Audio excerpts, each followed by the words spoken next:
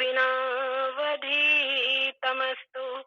मा विद्विषावहै। ओम शांति शांति शांति। ब्रह्मानंदं परम सुखदं केवलं ज्ञानमूर्तिं द्वन्द्वातीतं गगनसदृशं तत्समस्यादिलक्ष्यम् एकं नित्यं विमलमचलं सर्वधी साक्षिभूतम् भावातीतं त्रिगुणरहितं सद्गुरुं तन्नमामि सद्गुरुं तन्नमामि। सद्गुरे भगवान की जय हो। सच्चिदानंद भगवान की जय हो। ओम। कल हम लोगों ने समझा था कि अपरोक्षानुभूति करने के लिए हमको भगवान शंकराचार्य ने निधिध्यासन के 15 अंग बताए हैं। जो जिज्ञासु है, जिज्ञासु को हमेशा इन 15 अंगों को धारण करना चाहिए, तभी वो दृढ़ स्थिति, जो ब्राह्मी स्थिति है, जिसके लिए कहा गया है कि एषा ब्राह्मी स्थिति पार्थ नैनां प्राप्त विमुह्यति, ऐसी जो स्थिति है उसमें ये स्थित हो सकेगा। उसके लिए यहाँ पे जो 15 अंग बताए हैं उनमें से यम और नियम, ये 2 कल हम श्रवण कर चुके हैं। आज हम एक सेकेंड,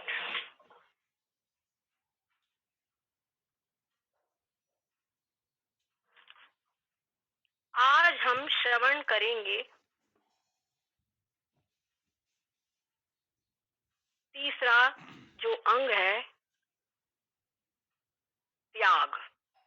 आज हम जो तीसरा अंग है उसका श्रवण करेंगे, वो है त्याग। त्याग भगवान शंकराचार्य ने किसको कहा है, ये हम समझेंगे। सामान्य रूप से तो हम त्याग का अर्थ क्या समझते हैं, इस चीज को मैंने छोड़ दिया, इस गांव को छोड़ दिया। कई बार लोग जाते हैं तीर्थ यात्रा के लिए, कुछ ऐसे विशेष तीर्थ है तो वहां पर हमने केला छोड़ दिया, कहीं सेब छोड़ दिया, कहीं अमुक चीज छोड़ दिया, इस प्रकार से कोई खाने पीने की चीज छोड़ देते हैं। इधर हम सन्यासी लोग, हमने कहा हमने घर छोड़ दिया, है ना, तो ये एक त्याग है। परंतु ये सभी त्याग स्थूल त्याग है। यहाँ पर भगवान शंकराचार्य जी जिस त्याग को कह रहे हैं वो त्याग क्या है, वो हम समझेंगे। जो जिज्ञासु है, ब्रह्म विद्या का जिज्ञासु, जिसको ब्रह्मानुसंधान करना है, अपरोक्षानुभूति करना है, उसके लिए कौन सा त्याग विवक्षित है वो हम समझेंगे। कहते हैं त्याग प्रपंच रूपस्य चिदात्मत्वावलोकनात् त्यागो हि महतां पूज्य सद्यो मोक्षमयो यतः। कहते हैं त्याग प्रपंच रूपस्य, त्याग किसका करे, त्याग किसका करे, प्रपंच रूपस्य। प्रपंच रूप, प्रपंच, प्रपंच ने पंच महाभूतों का जो विशेष विस्तार है वो है प्रपंच। और ये पूरा जो विशेष विस्तार है ये सर्वत्र आप देखेंगे, नाम हर चीज में है। हर चीज जितनी भी है इस पसारे में, हर चीज में नाम है। कोई भी चीज आपकी ऐसी नहीं दिखेगी जो बिना नाम के हो। एक अगर छोटी सी भी एक बिंदी भी है, अगर हम लोग गणित पढ़ते हैं और एक छोटी सी बिंदी हम लग सकते हैं, तो बिंदी का भी कुछ ना कुछ ABCD XYZ कुछ ना कुछ का नाम रख दे, तभी हमारा व्यवहार बन पाता है, और नहीं तो आगे बड़ी समस्या खड़ी हो जाएगी। ये यानी कोई व्यवहार बन ही नहीं जाएगा, इतना कंफ्यूजन व्यवहार में क्रिएट होगा कि व्यक्ति पगला जाएगा। इसलिए व्यवहार की सरलता के लिए नाम अवश्य रखना हो। तो हर चीज में कोई ना कोई नाम है। दूसरी चीज, हर चीज में कोई ना कोई रूप है।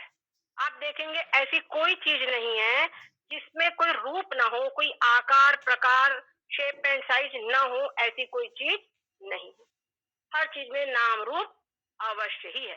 तो जो नाम रूपात्मक जितना कुछ भी है, जो कुछ भी हमको ग्रहण हो रहा है, वो सब कुछ क्या है? प्रपंच रूप है।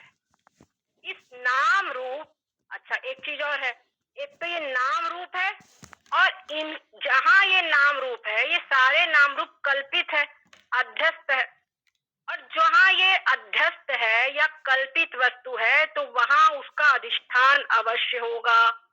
बिना अधिष्ठान के कल्पित की सत्ता रह ही नहीं सकती।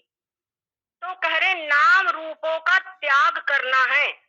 पर नाम रूपों का त्याग कैसे कर दे? हम उठा उठा के हर चीज को अलग कर दे, किसी को दे दे, फेंक दे, कुछ भी कर दे, लेकिन फिर भी ये जो शरीर है, जब तक इसका प्रारब्ध है, तब तक इस शरीर का हम त्याग नहीं कर सकते। क्या इसका त्याग करके इसको सुसाइड कर ले? ये क्या अभिप्राय है? कदापि नहीं, बल्कि आत्महत्या को तो सबसे बड़ा पाप माना है। कहते हैं आत्मा हा गति जाए, ये भगवान ने कहा है। तो आत्महत्या को तो बहुत बड़ा पाप माना है। फिर ये नाम रूपों का त्याग, ये शरीर का त्याग कैसे होवे? तो उस त्याग की क्या विधि है, वो अगले चरण में कहते हैं। चिदात्म तत्वावलोकनाथ, चिदात्मत्वावलोकनाथ, चिदात्मा को देख करके। हर जगह नाम रूप जो है उनमें चेतन तत्व अधिष्ठान मिला हुआ है। जैसे हम मिट्टी देखते हैं और घड़ा देखते हैं, तो घड़ा और मिट्टी दोनों मिले हुए हैं, है ना? तो हमको वहां पे दृष्टि हमारी, हम चाहे घड़े को देख ले, चाहे मिट्टी को देख ले। अगर हम व्यवहार करना है, पानी भरना है, तुमको घड़ा देखना होगा, तब पानी भरेंगे। और जब हम उसको खरीदेंगे या उसको मतलब उसका जो उपयोग करेंगे, एक चीज ये भी है कि कहाँ उसको रखना, उसकी संभाल करना, उस समय पर उसकी मिट्टी को देखें। मिट्टी का घड़ा है, धीरे से उठाना। मिट्टी का घड़ा है, मतलब उसकी केयर करने के समय पर उसके अंदर मिट्टी ही देखे। खरीदते समय उसका दाम मिट्टी के अनुसार देंगे। तो हमारी वहां पे दो दृष्टियां, एक है नाम रूप वाली दृष्टि, और एक है उसमें जो अधिष्ठान तत्व है, चेतन तत्व, उस तत्व को देखने वाली दृष्टि हर चीज में। तो कह रहे हैं चिदात्मत्वावलोकना, जो चिदात्मा हर चीज में है उसका दर्शन करे। यहाँ पर इस प्रपंच रूप का त्याग करने का मतलब क्या है? वो जो चिदात्म तत्व है, उसमें जो आत्म तत्व है, उसका तुमने दर्शन कर लिया, यानी उसको तुमने ग्रहण कर लिया, उसको तुमने ग्रहण कर लिया, और जो बाकी चीज है उसका त्याग अपने आप हो गया। जैसे कि कहीं पर एक रस्सी पड़ी है, और उस रस्सी में हमको भ्रम हो जाए सांप का, तो किसी प्रकार से वहां पर रस्सी का दर्शन अगर हो जाता है, तो सांप के त्याग के लिए क्या अलग कुछ प्रयास करना पड़ेगा? बताइए। उस सांप के त्याग के लिए कुछ हमको अलग प्रयास करना पड़ेगा? बल्कि रस्सी का दर्शन होते ही सांप छू, अपने आप उसका त्याग हो जाता है ना? उसी प्रकार से हर चीज में जो कुछ भी पूरा संसार हमको दिखाई दे रहा है, इस संसार में पूरा पूरा संसार ये 5 चीजों से मिलकर बना हुआ है। एक तो है क्या कहते हैं, अस्ति भाति प्रियं रूपं नाम रूप चेत्यंशकम आदित्रयं जगद्रूपं आदित्रयं ब्रह्म रूपं जगद्रूपं ततोद्वयम्। कहते अस्ति, भाति, प्रिय, नाम और रूप, इन पांचों से मिलकर ये सारा संसार तैयार है। इसमें से जो प्रारंभ के तीन हैं अर्थात अस्ति, भाति और प्रिय, ये तीन तो ब्रह्मरूप है, ये तीन ब्रह्मरूप है। और जो आखिरी के दो है वो जगत रूप है, वो सब जगत रूप है, प्रपंच रूप है। तो यहाँ पर क्या कहते हैं, चिदात्मत्वावलोकनात्, तो जो चेतन आत्मा का जो दर्शन करना है उसके लिए जो संवृत संसार में जो अस्ति भाति प्रिय है उसको ग्रहण कर, अस्ति भाति प्रिय को दर्शन कर लो। जहाँ अस्ति भाति प्रिय का दर्शन किया नाम रूप का त्याग अपने आप हो जाता है। बस दृष्टि हमको लेनी है, सुनार वाली दृष्टि हमको बनानी है। क्या समझे, सुनार वाली जैसे दृष्टि बनानी है। तो सुनार सारा व्यवहार करता है, अपनी दुकानदारी उसकी सुनार की दृष्टि रहती है।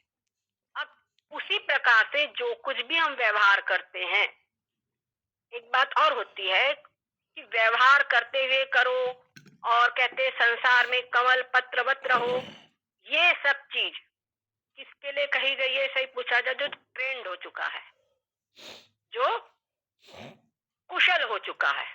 जैसे नदी है, उसमें तैरना, किसी को तैरना सीखना है तो सीखना जो होगा वो तूफानी पानी में सीखना होगा कि शांत पानी में सीखना होगा, सीखने की जो बात है।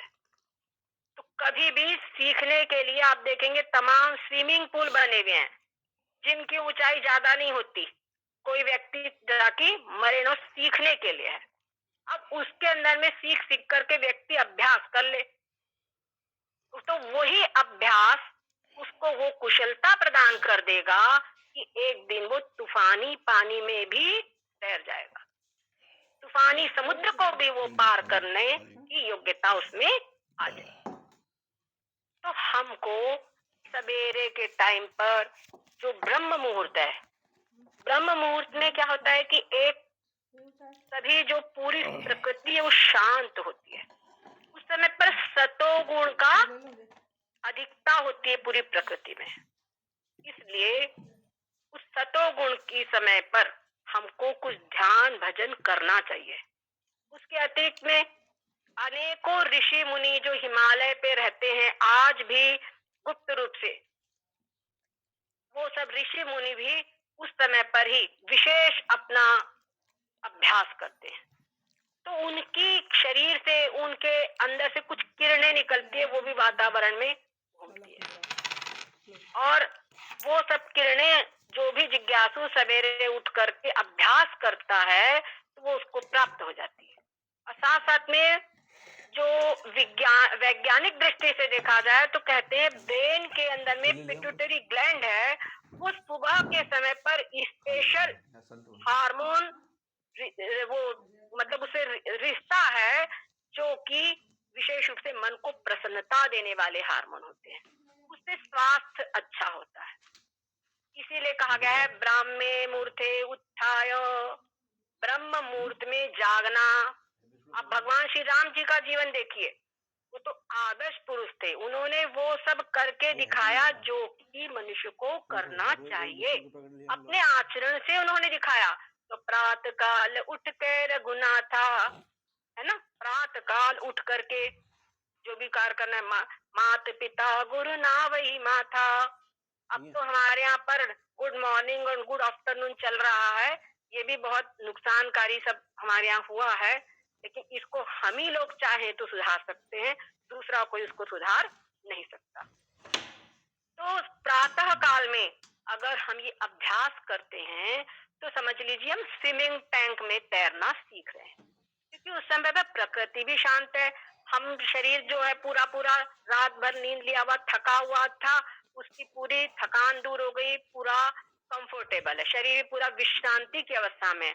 मन आदि में कुछ अगर बात चलती रहती है तो रात भर सो गए तो वो सब विस्मृति में हो जाती है। तो इस समय पर मन, शरीर, दिमाग सब कुछ पूर्ण रूप से स्वस्थ होता है। इस समय पर हमको प्रातः काल में अभ्यास करना चाहिए। ये प्रातः काल में, और ये कहते हैं कि अगर प्रातः काल में सवेरे सवेरे किसी से लड़ाई हो जाए तो पूरा दिन लड़ाई वाला मूड जाता